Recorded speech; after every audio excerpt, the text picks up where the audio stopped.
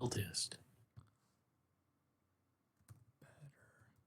Guest episode 41 BB.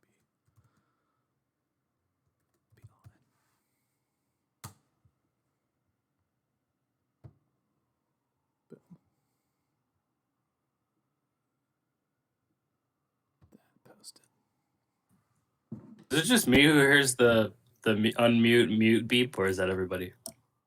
Yeah, when you it just happens all the time. We'll wait like 30 seconds to let people in here. Do either of you have any theme song requests? Can't say I got anything off the top of my head. Though I might be doing like a rapid new seat finding thing in the middle of this. My tablet might die. So You're chilling. We'll see. Yeah, dude, do whatever you want. And if we need to like pause for a minute, that's fine. Let me just get the Twitch up real quick. I'm gonna be multitasking, y'all, because I have the stuff like the questions and stuff on my phone, and then I also have the Twitch chat on my phone, so it's gonna be a bit of a mess today. But all Better League podcasts are a little bit of a mess, if I'm being honest. Mm-hmm. All right. Ladies and gentlemen, hello, welcome to episode 41 of the Better Cast. I'm your host, Connor Rice. It's going to be a special one today, of course, for the first time in like 10 plus episodes. We're not doing divisional previews. We're not doing, preseason previews here with this cast that we got going on. I've got, of course, Lucky and Morty. Sirs, how are you? Spectacular. Beautiful. Let's go team. Pac-12 just continuing to show up here in the March Madness. We talk about it. We already have a subscription. Thank you so much, King. The subscription is just coming through for the Bettercast here, and this is, I think I gave you two, of course, a general idea of what we're going to be talking about. I'm not sure if the league necessarily knows yet. We're going to be talking about mid-cycle superlatives, and then after that, we're going to be going through some mailbag questions that you all gave me today before finally delving into a new piece of content, something new that Lucky's made for us. But we'll get there when we get there. First off, superlatives. I guess before we get to superlatives, do either of you have just any general comments you want to make on like how this season's going? How y'all are doing? Just anything off the top of your head. I'd say for myself, I don't know. I feel like pretty confident with where I'm at. Admittedly, the early part of my season was pretty cake, and now I'm in the thick of it with some much tougher opponents. But no, it's going pretty well, and I think a lot of us are nearing the point in the cycle where, we've devved some players for a while, and you get attached to a degree or another. So, even if the loss or the wins aren't coming, like just enjoying your team can be one aspect of enjoy playing Madden as well. So that's where I'm at to some degree. You got anything? Yeah, as far as my season's gone, I've won the games I expected to win. I've lost the games I expected to lose.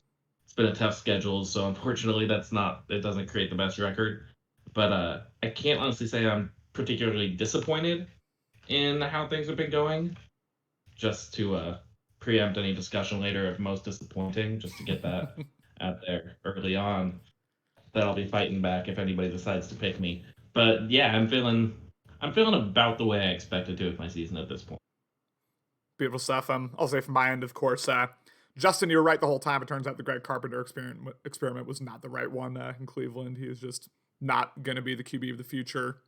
I'm going to cut him, honestly, the next available opportunity. But yeah, new quarterback, Jared Stidham, Patriot in real life, obviously. Backup, I guess, to Cam Newton moving forward. Not really sure, but maybe. I don't know. Morty, I don't know what your thoughts are on that, but Hopefully not. Yeah. No. He's no. Please. But it's the Stidham era in Cleveland, and I feel like it's going decently well so far. Obviously, the whole rest of this cycle, the whole rest of my career is cake. I won my Super Bowl. I'm chilling. That's pretty much where I'm at. But we'll see. We'll see how things go. Yeah. Of course, Lucky, we can, I guess, wait for Lucky to get back before we get to your superlatives. Yeah, we'll just wait for him. Oh, are you good, Lucky? You guys should keep going. I'm just trying to find a long charger. Worst comes to worst, I'll move. But I'm like here and I'm listening. Okay, cool. So yeah, we'll get to our first of Sure. We'll get to our first of 6 superlatives. Obviously, something we've never done in the Better League podcast before here.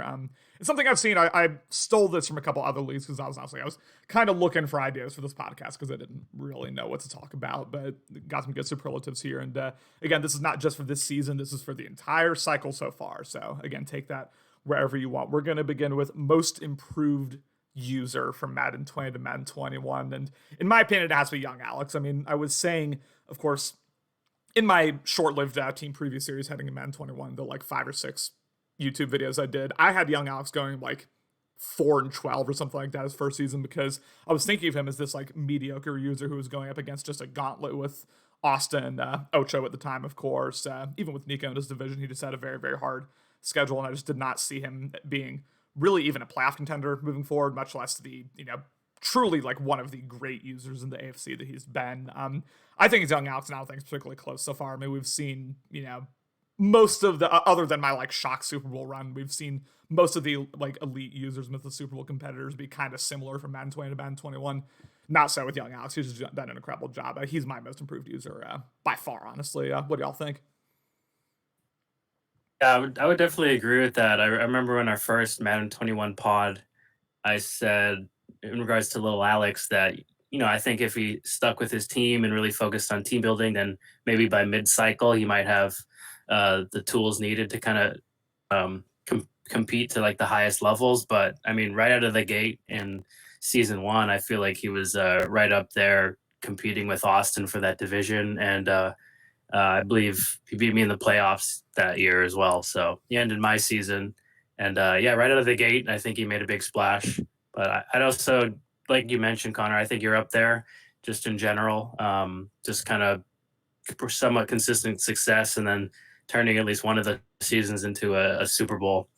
So I think that's pretty huge overall. But yeah, I would also put Hero Austin in that category to some degree. I know he was out of the league at some point last year, but I think this year he's definitely, I don't know, at least in my eyes, taken a step up. I know it hasn't translated to, too much playoff success, but in terms of kind of competing with some of the top teams, I think he's right there, and that's kind of how I'd put it.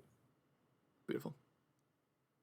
Yeah, it's hard to argue with just about any of the guys you guys are bringing up. I think Connor obviously have to give him a shout out, getting the first Super Bowl of his career. It's kind of hard to improve more than that. Little Alex deserves a lot of praise for how far he's come. That being said, I just want to give a shout out to Taint. I feel like that's somebody who he's still scrapping to make the playoffs. I'm not sure he's actually come like legitimately close yet. I think there was a season there where he was like week 15 or something. He still had an outside shot. It kind of fell apart. Yeah, but either last season or the season before. I can't remember which, but yeah. Yeah, but just in terms of where he came from, he was a perpetual like 2 to 3 win user last cycle. Like he wasn't good, and I was in his division. And I remember like playing him in the first game, and I didn't think that he would last that long. And I'm really glad he has, obviously, because he's been a great part of the league. But I do want to give him a shout out, just as somebody who he's been grinding a lot this Madden, and he started a little bit lower than some of the other guys we're talking about as big improvements were like mid tier users, and they have started to jump up to elite tier users. But it still bears mentioning the people who are maybe lower tier users who are jumping into that mid tier because. Who knows? Maybe a cycle or two from now, Tate will be up in that Hero Austin, Connor, Little Alex level of guys we're talking about who made the jump this year. Yeah. Hey, if Tate ever makes a legit playoff run, I mean, I'll be the first one in his corner. I would absolutely love to see that. Sorry, were you going to say something, Morty?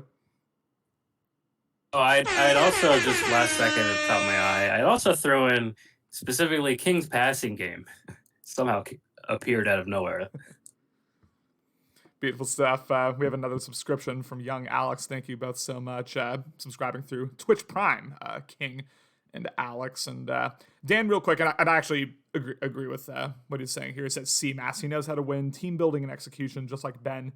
You now know he's going to be a force in the latter seasons of the cycle. And yeah, I mean, C-Mass, of course, kind of half got gifted a run to the NFC Championship game the last season of Madden 20, but, he definitely was not like an elite user. I don't think Madden 1 standard good, but not elite, and now he's definitely a force. I mean, gave Austin a hell of a go of it in the last Super Bowl. Had a great run. Was pretty much destroying most of his competition. Your game obviously was pretty close against him, Lucky, but he was destroying most of his competition in the playoffs there. So, CMAS definitely deserves a shout out as well for most improved. And look at me going between the Twitch chat and the Slack here. Good for me. I just brought it up.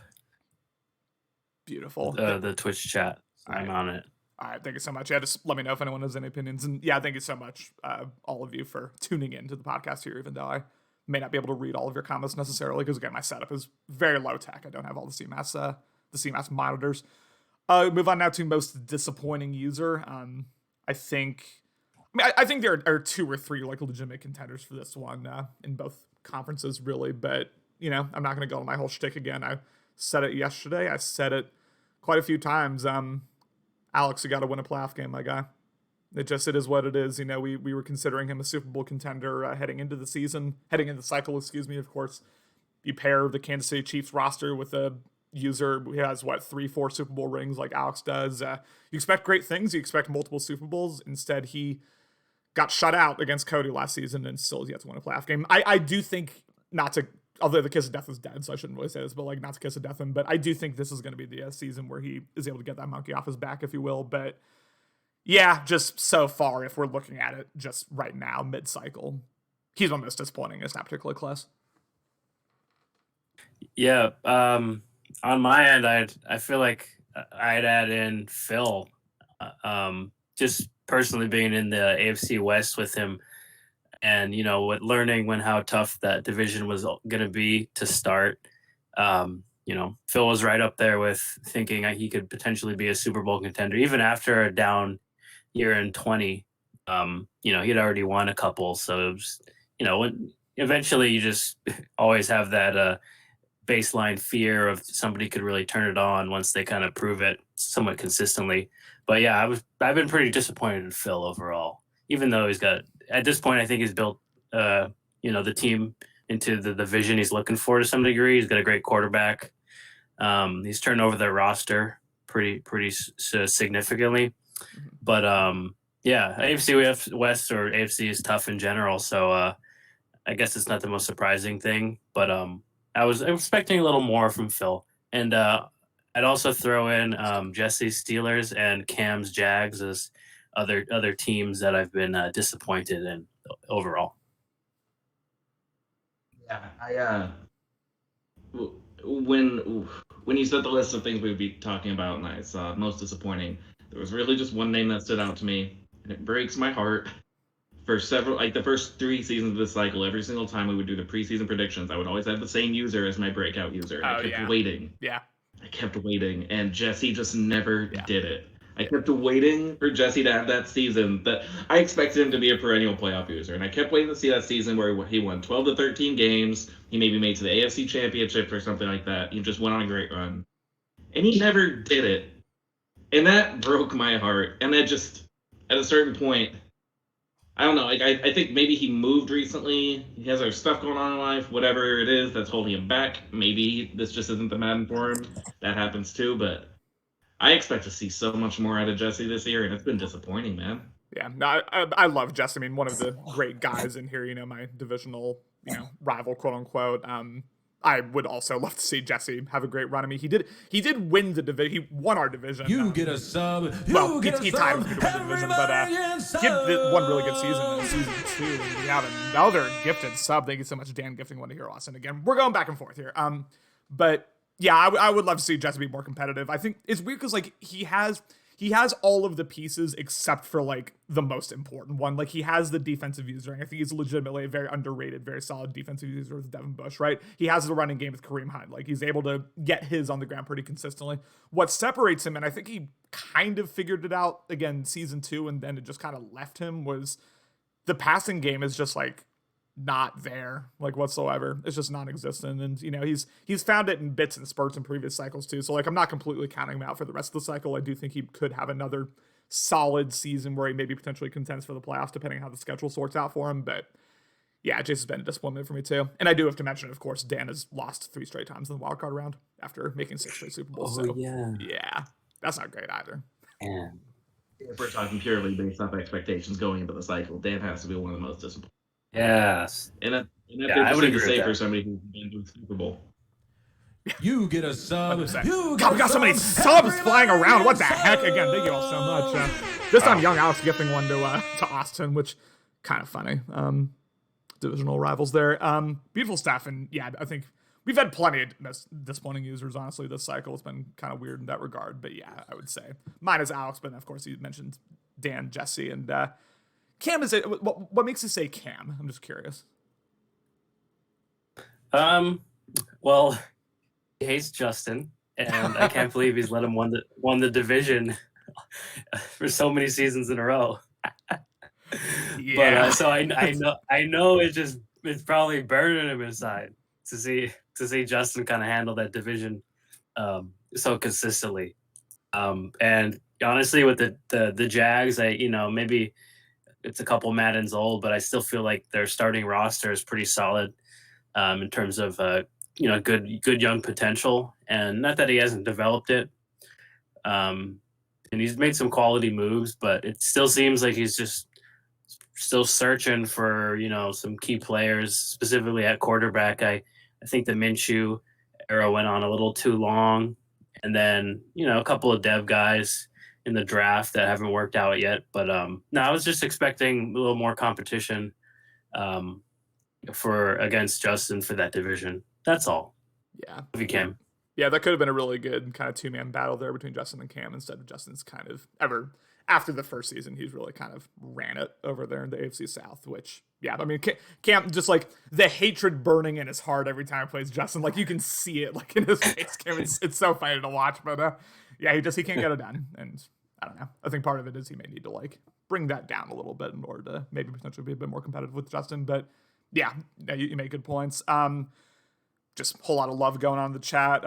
Next one, most likely user to win their first Super Bowl. Again, everyone who's won a Super Bowl is ineligible from this. We're talking about who can get their first next, if you will. And I think there are really two like clear contenders who are like up there, and then everyone else is maybe falling a bit below that. I think you got Young Alex in the AFC. I think you got CMAS in the NFC. And it's weird, like, I think if you just went pure Madden skill, Madden knowledge, like just in a vacuum, if you will, there you go. Just had them play 10 times. I think Young Alex is maybe the slightly better user, but I think CMAS maybe has a better chance of winning his first Super Bowl because he doesn't have a mental block like I think Young Alex does against Austin and against the playoffs in general, if you will.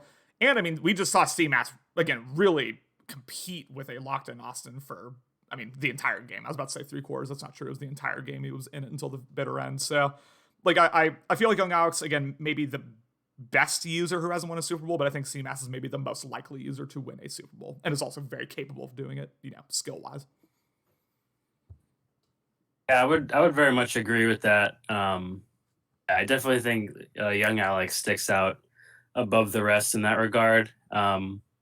Another sense, another team I'd throw in there would be Kings Rams, because I feel like I don't know, maybe I'm just basing too much of it on the one game I played against him this cycle where he just absolutely killed me on every phase of the ball. So it was really dominant win on his regard. But no, I feel like he's consistently made the playoffs, and he's just kind of no, I feel like he could string 3 or 4 good games together in the one if he makes it into the playoffs. So I also feel like he's close, but yeah, definitely CMAS as well. Is even closer, obviously. So when I was thinking about this, actually the very first person that popped into my mind was King. After giving it some more time, I also obviously thought Little Alex, CMAS, like all very reasonable choices. But for some reason, when I thought about like peak performance and who just like if they went on a run today and they won a Super Bowl, would it really surprise me? And I kept coming back to King, and it really wouldn't surprise me. I think he just has an identity. I think that there's a number of people in the league who don't necessarily know exactly what they want to do. They're very good at the game and they try some things, but they don't commit to exactly what they want to do. And if like things start going wrong, they might mix it up a little bit. But I've always been impressed with the way King just obviously he had a season or two there where he decided to stop running the ball and he committed to passing and he developed a QB very well. But generally speaking, he will run the ball and he won't like lose his commitment to that just because things aren't going the way he expected them to. So that's always kind of impressed me, and it almost always works out for him, especially against me. But I could just if he went on a run today, it just wouldn't shock me at all. No disrespect to CMAS or Lil Alex. Yeah. He's the one I kept thinking of there. No, yeah, you're 100% right about that. Yeah, King's very capable. We have Dan saying, why can't Justin win? He's absolutely capable of it. I think if you had asked me the same question before the cycle started, I may have said that Justin would have the best chance of any non Super Bowl winning user to win one, just because he's been there twice. I'm starting to lose a bit of confidence in terms of his ability to do that this cycle necessarily. Just based on what I've seen from him, but he's definitely very capable of it again. And again, if I can make a run, like there are many users who can also make a run. So I'm not trying to discount anyone because clearly something can happen. And then you've got Commish Alex saying, I think Hero Austin makes a deep run this year. Again, very capable of it. He's the 1 seed in the NFC right now. He's definitely very capable. We just saw him embarrass Ben, although Ben more embarrassed himself, I think, in that game than anything else. Any other thoughts, or should we move on to the next one? Beautiful stuff. The next one is best GM of the cycle, just in terms of who took whether they had a good starting base or not, just who's taken their base team and just turned it into the type of team that they'd be able to just fully utilize, kind of maximize their skills in terms of how they're able to build the roster and build their team in order to maximize their chances on the field.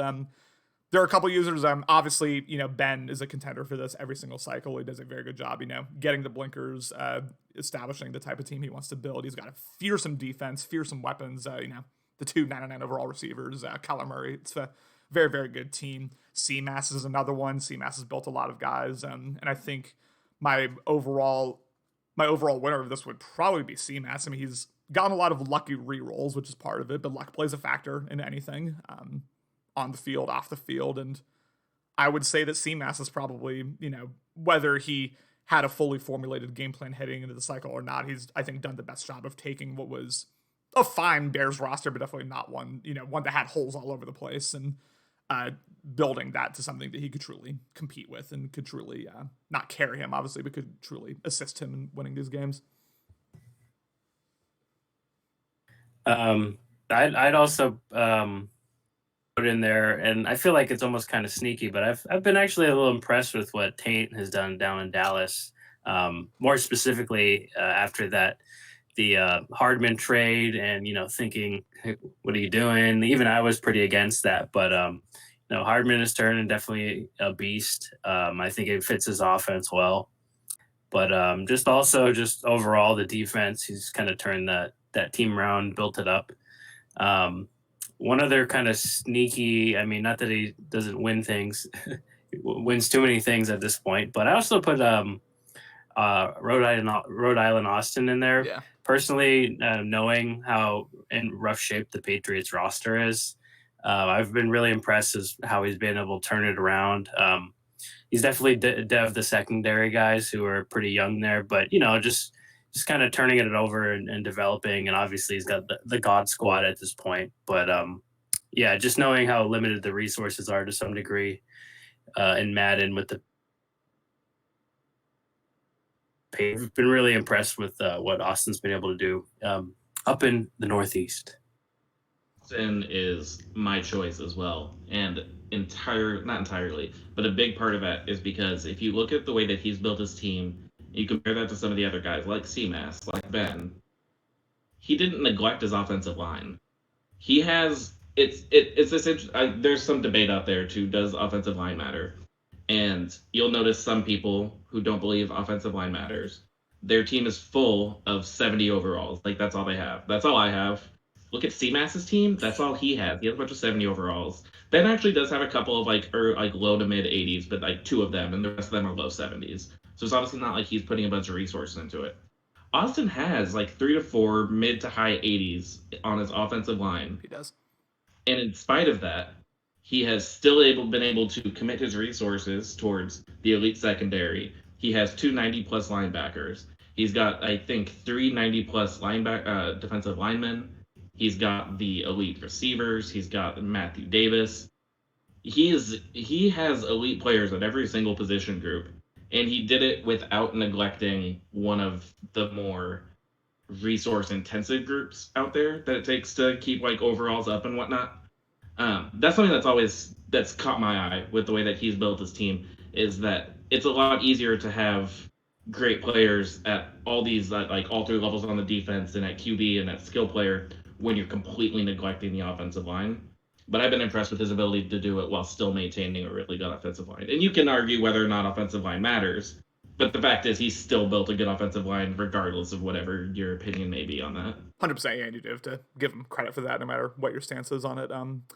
Shout out also to the Austin Kumar trade that got passed, under the dead of night by the trade committee. That, wow, I mean, that's really all I can say. I mean, just, that was something. Moving on now, of course, we got two more, and they're both kind of in the same vein. The first one, most overrated user of the cycle. Of course, we vote for this season by season every time in the Better League Awards.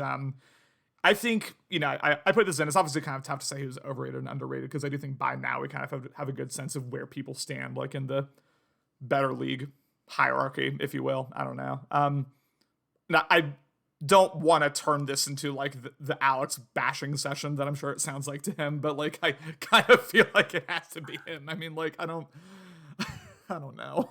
I mean, I love Alex. I don't. I can't think of anyone else. There's just no. He continues to have not won a playoff game. He hadn't won one at the beginning of this podcast. He hasn't won one now in these last 20 minutes. So I feel like it has to be him. I think people are giving him a lot of credit from Madden 20 still that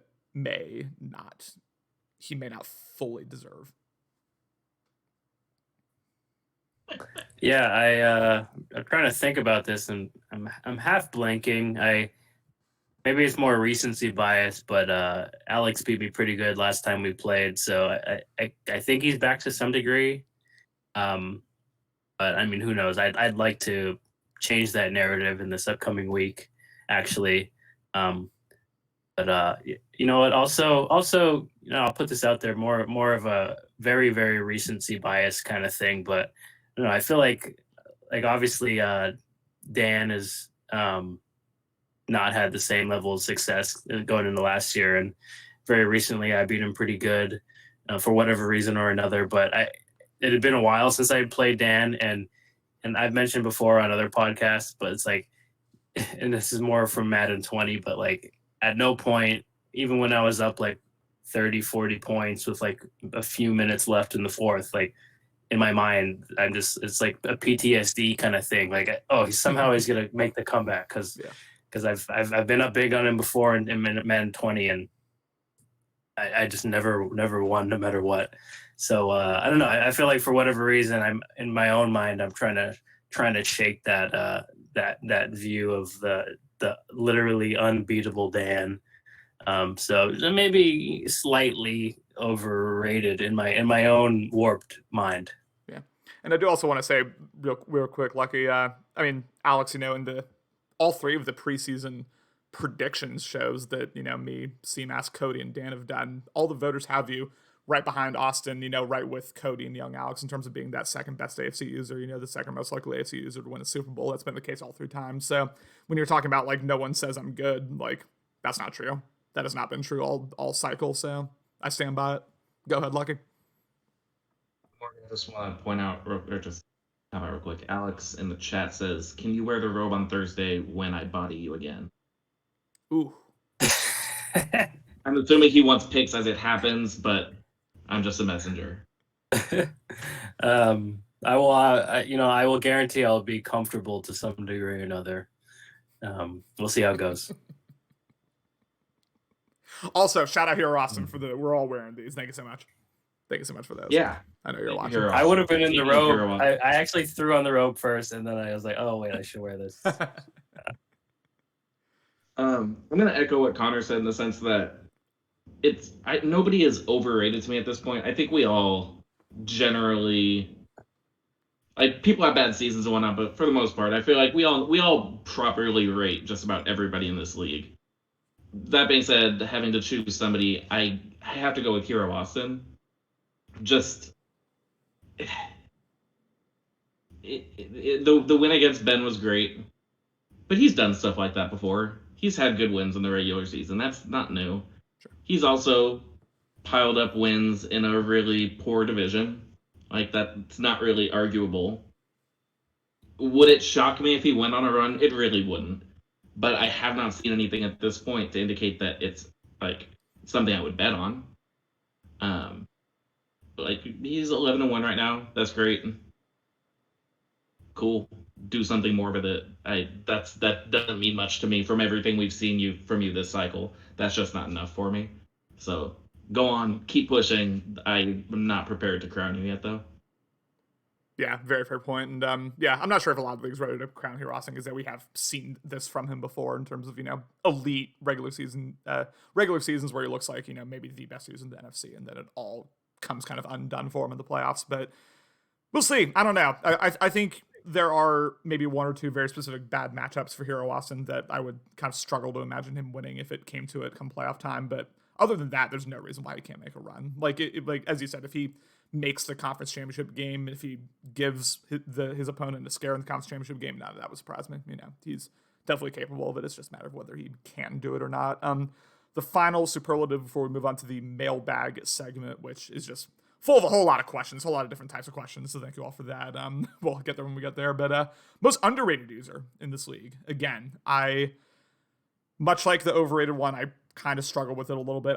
This one is based purely on my own experiences playing him, based purely on just my matchup with him, because I don't really know who's underrated at this point, honestly, in terms of like the league overall. But Chapter Roll always gives me fits, man. Like, I don't know what it is. It's the escape artist quarterbacks, which he had Madden 20 and Madden 21. It seems like he always makes solid reads against me. His defensive user is all over the place in the middle field. Like, it's kind of like I was saying in terms of Jesse a little bit. Like, he has different components where you're like, oh, like he could be a very good user if he's able to just like be average at everything else. Obviously, he's not. Obviously, he kind of like throws himself out of games sometimes, especially when he gets down. But I think, a lot of people kind of forget about Chapter Roll, and I would give him most underrated in my own experience playing him, just because like he always either beats me or gives me like a true scare, no matter what. Even my Super Bowl winning season where I had a great regular season, he still put fear into me. So I would give it to Chapter Roll, just again based on my own experiences.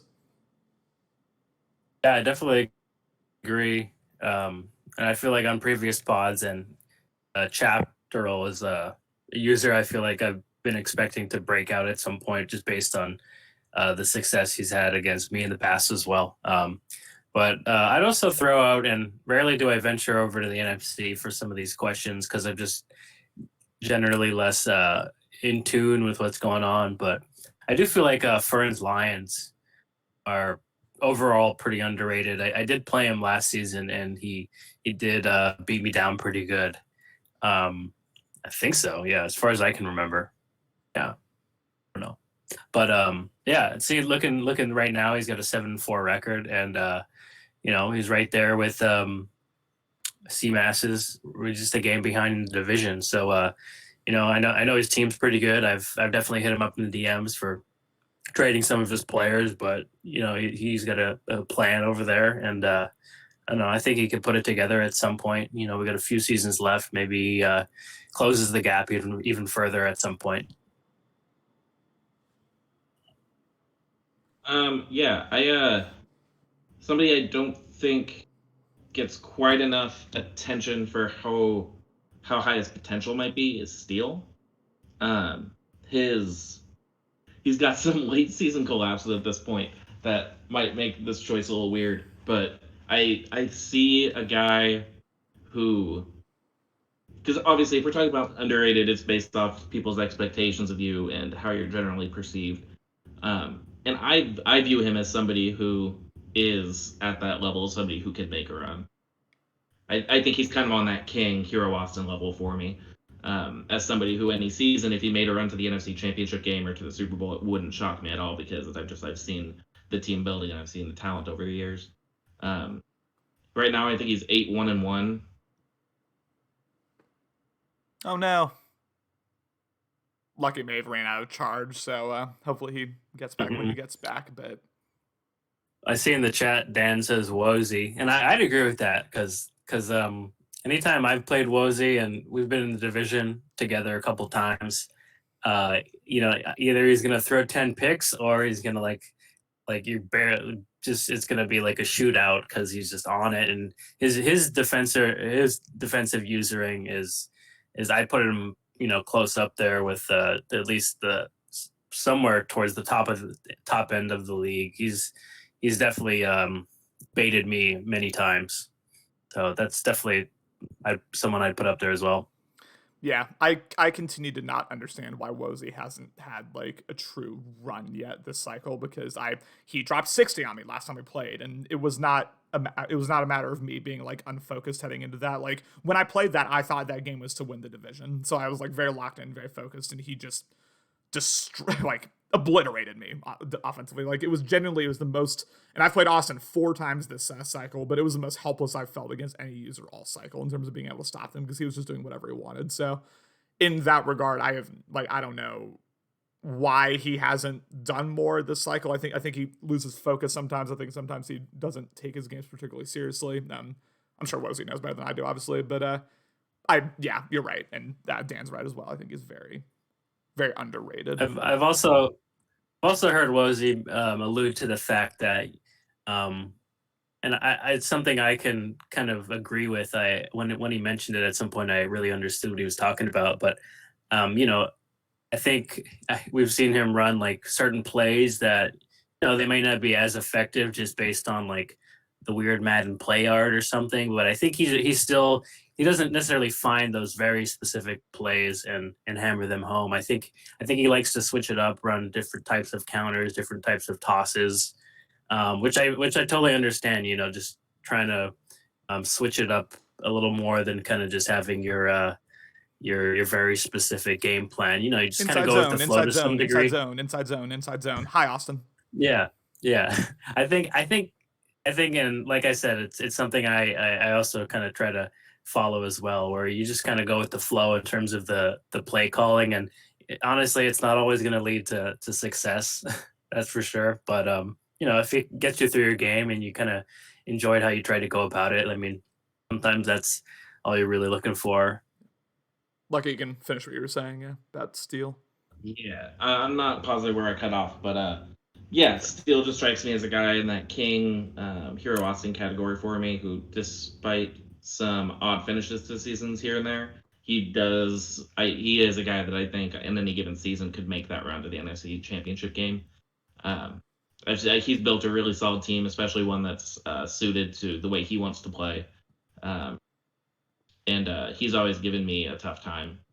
So he's somebody that if I definitely feel he's underrated in the sense that we don't talk about him in that tier, and maybe that's fair. Maybe he needs to have maybe I needs to actually have that season before we put him there. But I feel like he's had just as much playoff success actually as those guys have. Yeah. So I personally would put him in that tier. Yeah, and for as many, for as deep as the NFC is, and I do think the NFC is legitimately probably deeper than the AFC in terms of like the number of users who could potentially make a Super Bowl run within their conference. I don't think there's that one like Austin-esque force within the NFC where everyone's just like, oh my god, like how am I going to beat this guy when you roll up onto him? So Steel, just like many users within the NFC, I think very capable of making a run, as you were saying. And like if you told me heading into the season like, oh, Steel's going to make the Super Bowl this season, like it wouldn't blow me away. It wouldn't shock me. It wouldn't be some like big like thing. Now more. Well, we'll see how this goes. You're right. Well, I can't see or hear Lucky since he got back. So maybe I should jump out and jump back in. I can. Okay. Do your thing. But yeah, that's it as far as the superlatives go. Again, all right, now I'm good. Beautiful stuff. We got a ton of viewers.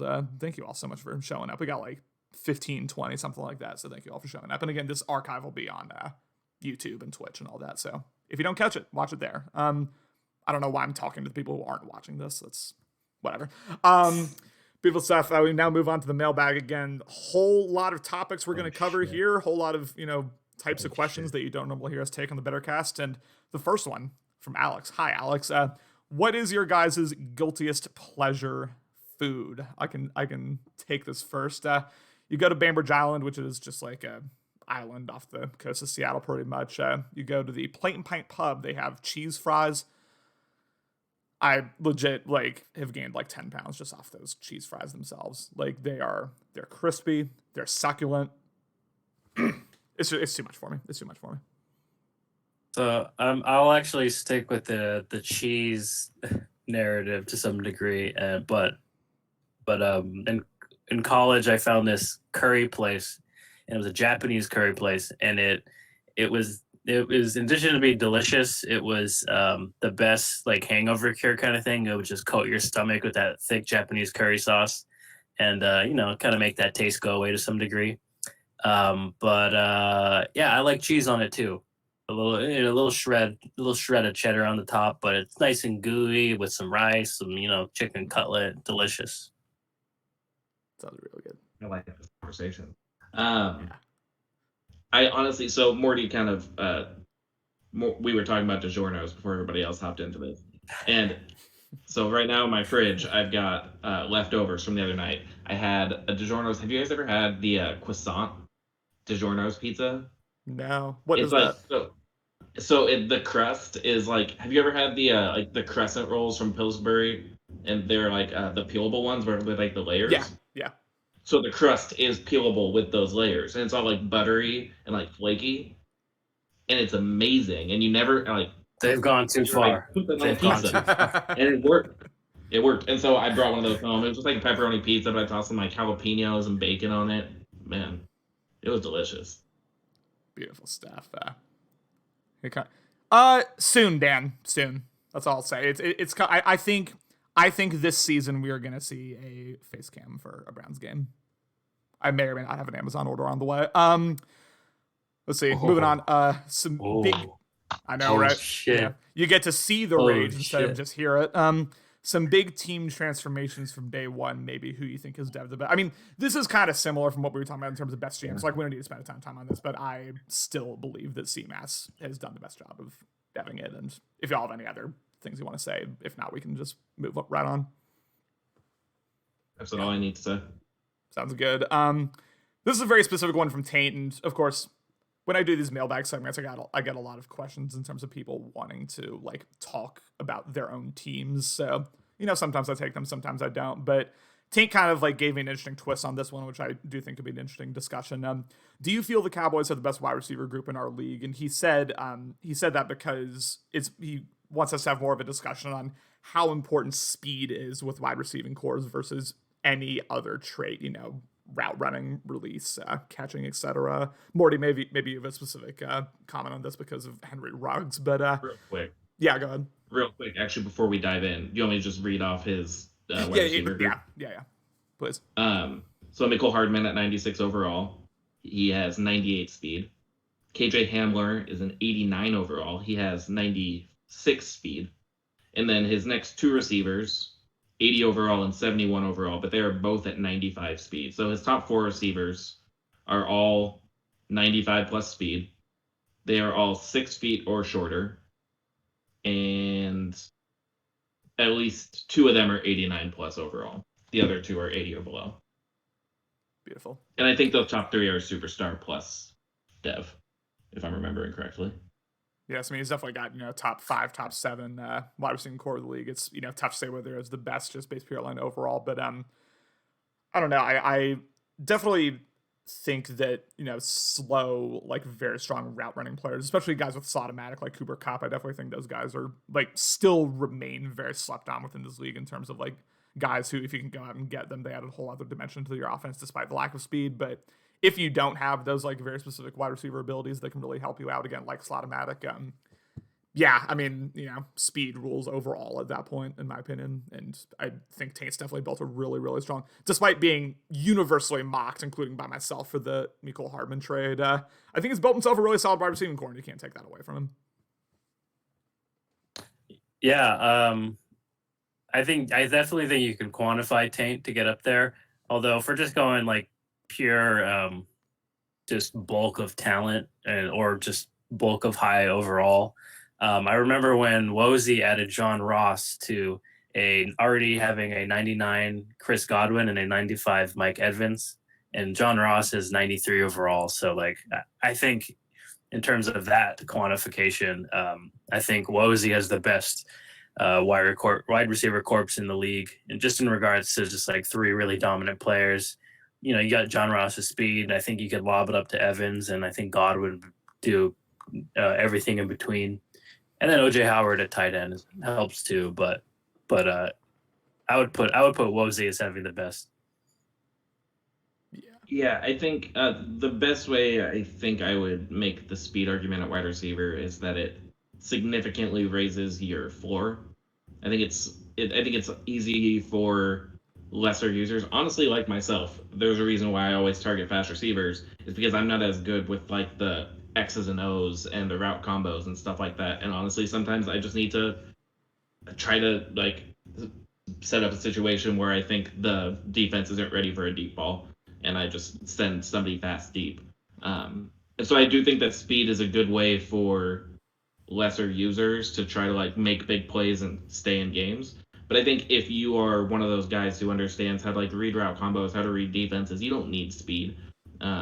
Those guys will be just fine, honestly, with a team full of tight ends. Like, I feel confident saying that CMAS, if he had a team full of 87 overall tight ends, like all of his skill players were that, I still think he would find open guys on almost every play. Yeah, the users like that, like Austin, speed is a luxury, but it's not a necessity. 100%. Yeah, I mean, I can also, and OBJ is obviously a very, elite player regardless, but I mean, OBJ, who was never the fastest receiver in the league. I think the fastest he ever was early on the cycle was like 93 speed or something like that. But his route running, man, even without the like elite abilities necessarily in terms of route running, he could break like anyone who was playing man on him, with the slants, with kind of the quick hitting routes. So yeah, 100%. You're very right, Lucky, in terms of what you're saying about speed raising the floor of really any skill position player. And really being by far the most important thing for running backs, in my opinion, but that's a separate issue. But as far as wide receivers go, yeah, you can definitely make do without speed, even though it does, as I said, raise your floor. Again, there's a reason we see Cooper Kupp continue to dominate every single season. Abilities help, and also just overall route running. Two questions from Phil. Ryan, you're welcome. I saw that too. The first question from Phil: why is Alex G a supposed elite contender, only 3-6 versus an aged, washed-up scrub in charge of a horse team? That has been, you were saying how disappointing Phil is, Morty. He keeps beating Alex, so like, I don't know. And Alex keeps making us wait for him to lose to Phil, which is kind of wild. I don't know, Phil. I don't know. And then the second question, which is kind of interesting, is do you think that a lot of the any given Sunday type games that we saw in the first few seasons has kind of gone, meaning like, we saw a whole lot of upsets, especially the first couple seasons, especially on those Operation Sports sliders, which gave me a Super Bowl. And now maybe this season we haven't seen quite as many of those. So he's just wondering, like, do you think that's going to be a trend moving forward, or maybe more of an aberration? I feel like it still exists because I don't know. Obviously it's just a theory, or maybe I've played Madden for too long, but I still feel like sometimes you just obviously don't have the momentum, and it's obvious that your opponent does to some degree. I still feel like some games you just feel like for whatever reason it's against you, and I'd even factor in my game most recently against Dan. Like that Madden gave me the momentum, and eventually I kind of rolled away with it. And I would have considered that was an any given Sunday game, because I did not consider that to be a highly successful chance of winning that one. But once again, for me, that's more of a recency bias thing. That game just happened, and really surprised myself. Yeah, Connor, I think you're the one that kind of said it near the beginning of the cycle, that the early seasons tend to be the ones where more people have a shot because the elite users haven't figured out the game to the degree that they're eventually going to. Everybody's still learning the game, and so everybody is on similar footing near the beginning, and every season that gap widens just a little bit. So it doesn't really surprise me. I do think that the amount of those random upsets are dwindling, and it doesn't surprise me, and it's what I would have expected. And yeah, I think it's because of exactly what you said. The elite users figure out the game, and the not elite users don't. Yeah. that's a drum I've been pounding since Madden 18. Like since I was first doing this podcast, I continue to believe that like if you're a user of my quality, let's say, who's wants to make a run, you got to do it like within the first half of the cycle, and then it gets exponentially harder after that. Especially if the users like Austin, etc., like stick around the whole cycle. Once that happens, it becomes more and more difficult, I would say, as the cycle goes on, especially as they continue to develop their teams. Like Ben, for example. So yeah, good questions there from Phil, especially the first one. Which draft picks or trades made the biggest impact on the Madden 21 cycle, in your opinion?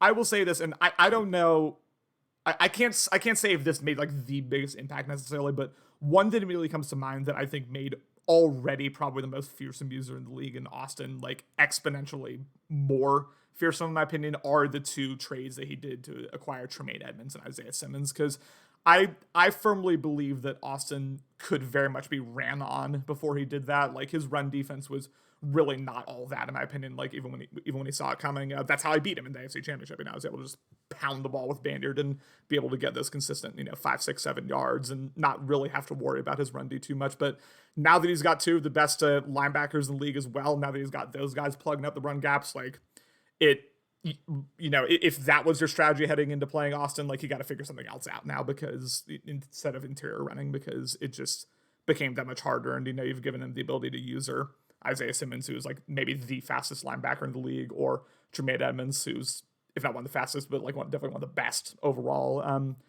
I don't know if that had like the most impact on the cycle necessarily, because Austin had already won a Super Bowl, and maybe he would have won that Super Bowl without Isaiah Simmons and Edmonds against CMAS, but that just sticks out to me as something where it's like, wow, like the rich get richer, like now it's even harder to beat Austin.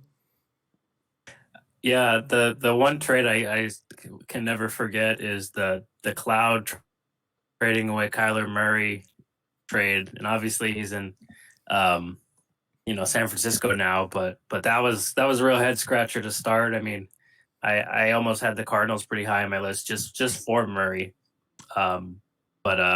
Yeah, I don't know. I feel like that was one of those that really shook me a lot. And one random trade I'd like to revisit while I got you, Connor, is the Chubb haul you got. And to what degree were you satisfied with the what you turned that into? We got not out of that trade directly. The fact that I was able to draft Bandiard and turn him into what he's been turned into has made it a lot easier. But yeah, I regret that trade. I thought those picks were going to be like top 3 picks in the league. Like I thought he was going to be like a bottom feeder, but he's not that. He's like okay, right? Like he can win like 5, 6, 7 games a season. So yeah, I regret that trade for sure. But it did also. Nick Chubb is now in the Chargers, right? I just wanted to hear you say it. I just wanted to hear you say it. Yeah, no, it was not a great trade, and I also probably shouldn't have traded Kareem Hunt to the Steelers. But again, here we are. I want to highlight two. I don't think it was actually 2 trades, but it was 2 sets of trades that kind of highlight a perspective shift as we went throughout the cycle. After season 1, we switched to the Operation Sports sliders, and a user who had a fantastic offensive line noticed that the sliders we were changing to were set to 0, that the block sliders were set to 0. And so he made the conclusion that this meant there was absolutely, officially, you could prove it, no point to having a good offensive line. I'm talking about taint, obviously. And so he made the decision that he was going to trade away his God squad of Dallas offensive linemen. I honestly could not tell you who he got for them. So that makes me believe it wasn't a great set of trades. But regardless, he decided that that's something that he didn't want to invest in. He didn't want that much money and that much resources tied up in that.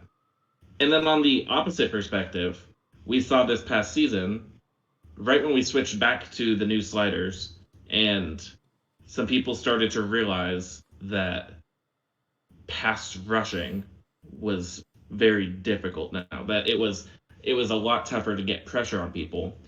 You see Ben immediately start trying to trade away a couple of his really good defensive line pass rushers. He traded away Aaron Donald.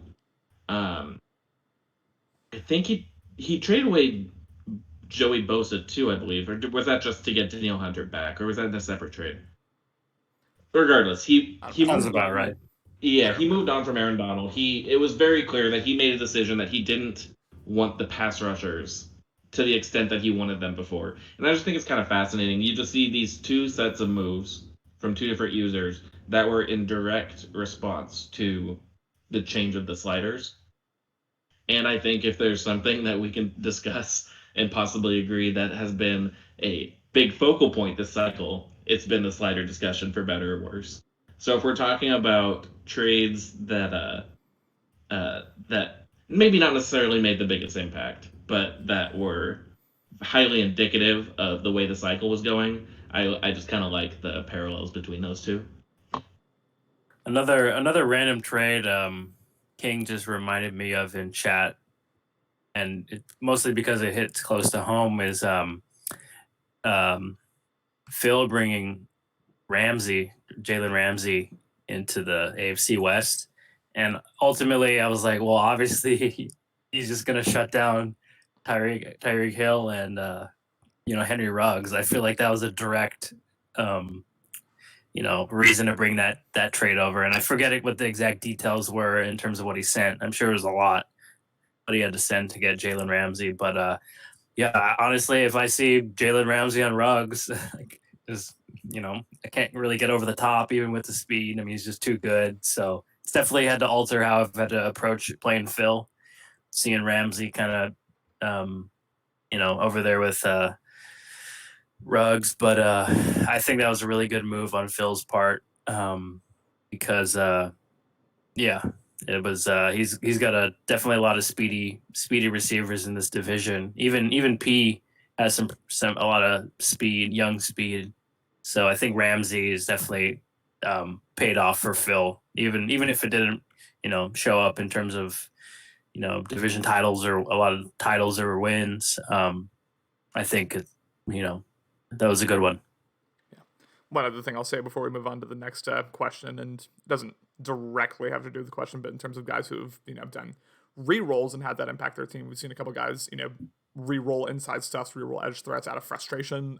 We've seen Jesse do that. We've seen Wozy do that. We've seen a couple other users do that from what I can remember. I can say, we were talking about divisional matchups. I can say ever since Jesse re-rolled his inside stuff and got something else, it is much easier to move the ball against Jesse now. So I'm sure he would take that back if he could, but too late now, can't do it. So here we are. RIP Wentz in the chat. Oh, my Slack is being weird.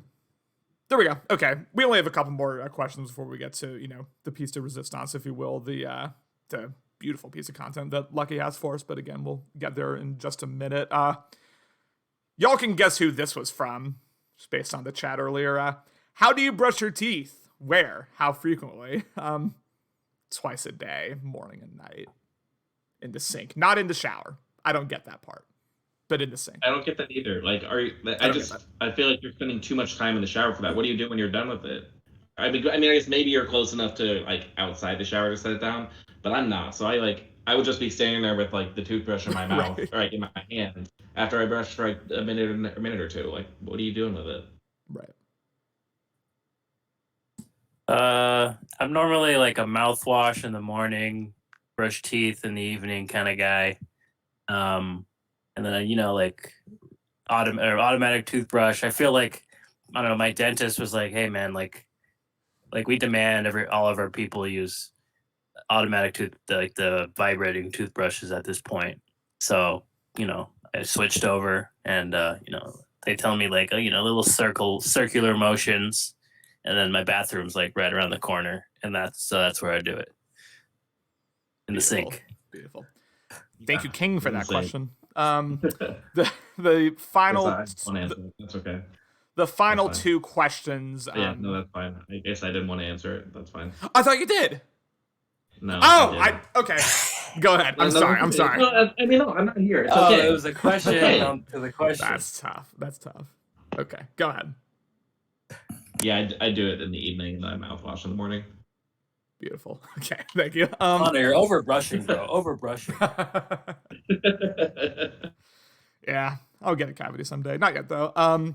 2 more questions, both from Ben. First, he would like to hear y'all's thoughts on the difficulty of defending a title. Lucky, you can take this wherever you want to.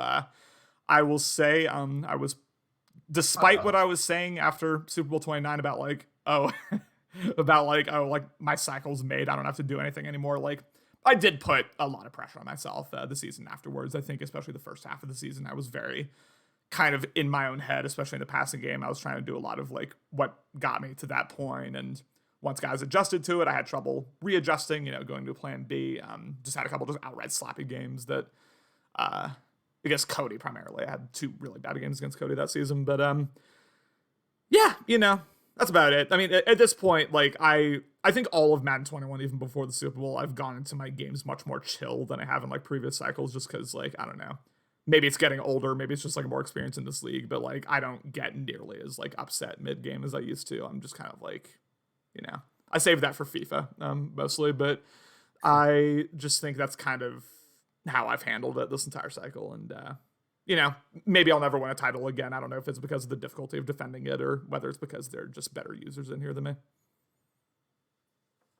Yeah, and in my experience, I feel like there's internal pressure and then external pressure, but they're kind of flipped.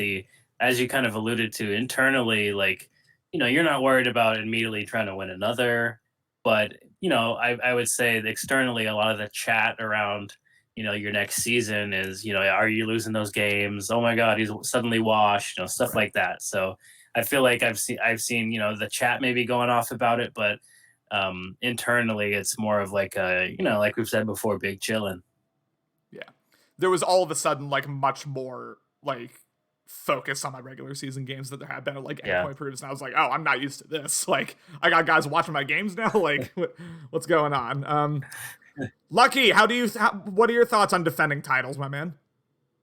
I actually can relate to this. You might not know, but I didn't make the playoffs for several seasons, and then last year I finally did. So I've actually faced a whole lot of pressure just trying to get back. So I actually can totally relate to everything you guys are talking about, and all the external pressure, and all the voices, and all the clipboard material. I know about it all. I don't need to like rehash what you guys said. We can move on. We're all on the same page here. We'll move on quickly. Yeah. The final question again, also from Ben, and I actually think this is a really interesting one. How important is it to begin the cycle with a team rather than joining mid-cycle? I think it's very important. I believe that you got to build the team in the way that you think can make it the most likely for you to win. That's like the most obvious statement I've ever made on a podcast, but like you got to build the team around your strengths essentially, and around the ability to minimize your weaknesses. Like build your team to win games. Good stuff, Connor. But yeah, I think just the ability to build your team, the ability to dev rookies especially, and like get guys to the point where you want them to be and get them specific to your roster based on your play style is just like so critical. Like if I was taking over the Browns mid-cycle and I didn't have Ward and Greedy and Grant Delpit just as OP as they are, if I didn't have Baynard, if I didn't have like a mediocre quarterback, because I don't really care about that. Like if a Browns user like paid a quarterback, for example, like yeah, I'm not winning the Super Bowl with that version of the Browns. So it's very important in my opinion. Yeah, I would definitely agree. Because unfortunately, I would say most of those teams that become available mid-cycle are due to, most of the time it's going to be because a user was neglecting them in one way or another, just based on, not showing up for drafts or re-signings, all the re-signings errors we've seen, stuff like that. So unfortunately, most of the time, if coming in mid-cycle, you're going to have a project to take on. I remember when Evan came in with the Jets, man, that was pretty rough. That was a pretty rough start. Oh God, the Jets. Oh my God. That Jets team was doomed from the start, though. As soon as Ocho got booted, it was just like it was never going to happen. Like honestly. I mean, you could look at what I did with the Seahawks this year. One of the first major decisions I made was I was going to move on from Russell Wilson, and for me that totally made sense. And where I wanted to take the team and what my plan was for the next few seasons, that totally made sense. But maybe somebody else would look at the exact same team and their situations and think that they are better suited not looking for a replacement at quarterback. And so things like that, those can just compound, especially even if it's just like maybe you're looking for your middle linebacker 2 in a 3-4. Like and you want it to be a certain kind of guy, and you put a lot of money into like you put like $40 million into a guy that you can use well. Then somebody else comes in and takes the team. They're like, this guy doesn't do anything I want him to, and I'm stuck paying him $40 million. So it's those little things like that. Just like we make all these decisions based on how we personally want to run a team, and then all of a sudden, if somebody else were to come in, like I mean, we saw it with Kumar. He came in to Cloud's team. He made a bunch of changes. Like that team does not look this anywhere near as close to what Cloud. It's completely different. Just, we all have our own ways that we want to play the game. So it is pretty difficult coming in and trying to compete with somebody else's vision. 1000%. Again, thank you all for continuing to stick with us. That was the final mailbag segment. We're gonna do our one last thing here, and Lucky, I can kind of let you take the lead on this one because this is your baby. This is your vision. I don't know when you plan on posting that article. You can do that whenever. Go ahead. Yeah, I'm happy to introduce it. I haven't seen obviously the you put a PowerPoint together.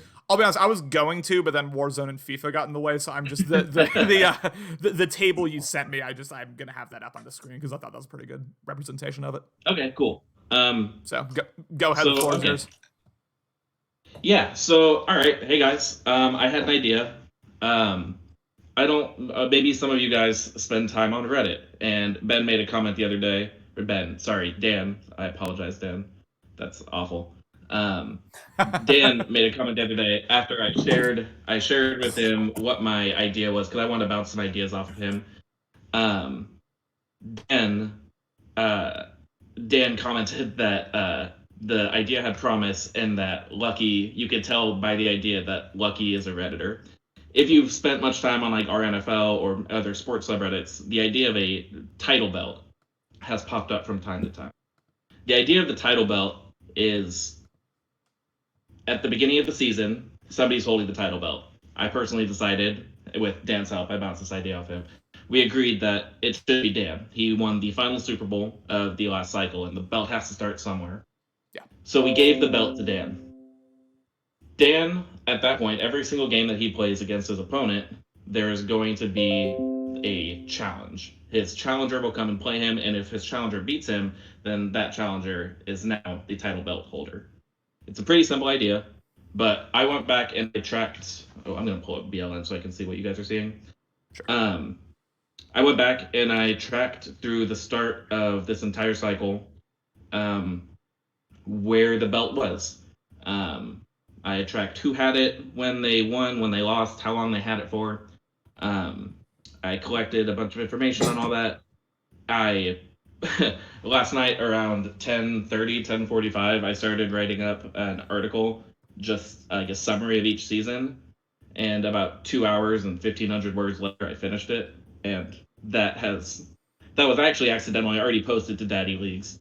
But we will, when we're done with this, I'll have Connor post a link to it in the announcements channel. But I just want to share with you guys some of the fun findings that I found with this. So to start with, the most disappointing thing that I found, and I want you guys to chime in if at any point you want to add something. The most disappointing thing I found is that, very unfortunately, the person who held the belt for the longest stretch of time was Justin.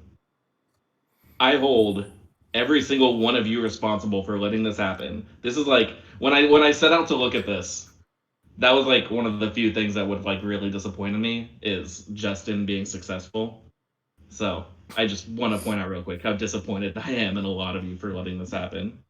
But I honestly, I'm not really sure how to describe all this. All the information is going to be out there for you guys. This is something honestly that I'm really looking excited to. I'm really excited about. Because I think it has the potential to become something that we look into every single week.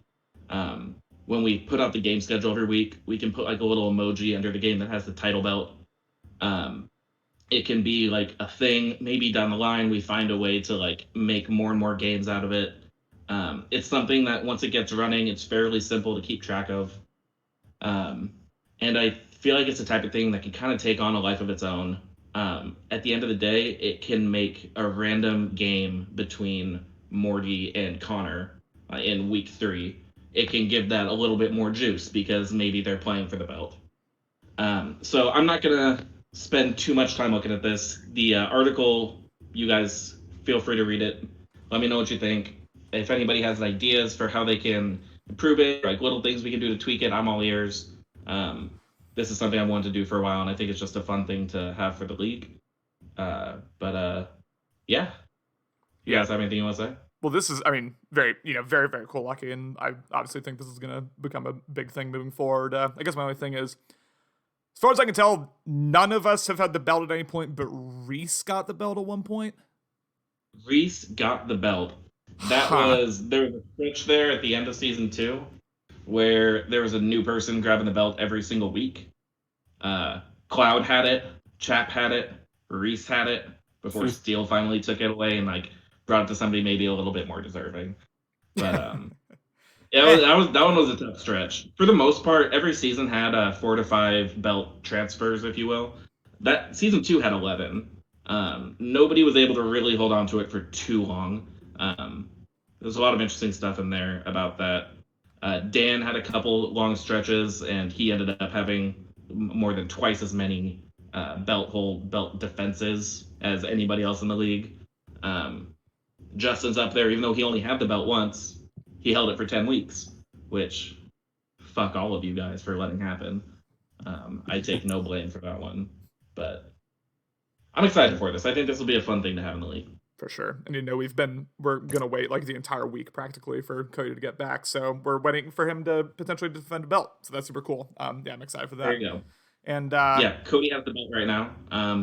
And something to keep on track. He is right now 11-0. In week 17, if he wins that and is able to finish 16-0, he will also become the longest defender of the Better League belt. So that's honestly more important to everybody, I think, than any undefeated season could ever be. But that's just me. Yeah, Super Bowl's coming second now. Yeah, it's all about the belt now. Morty, you got any thoughts on that before we sign off here? I was just, as you're saying, Cody has it. I was really curious to see what his remaining schedule was. He's got some hard games left. He's got Hero Austin next. Mm-hmm.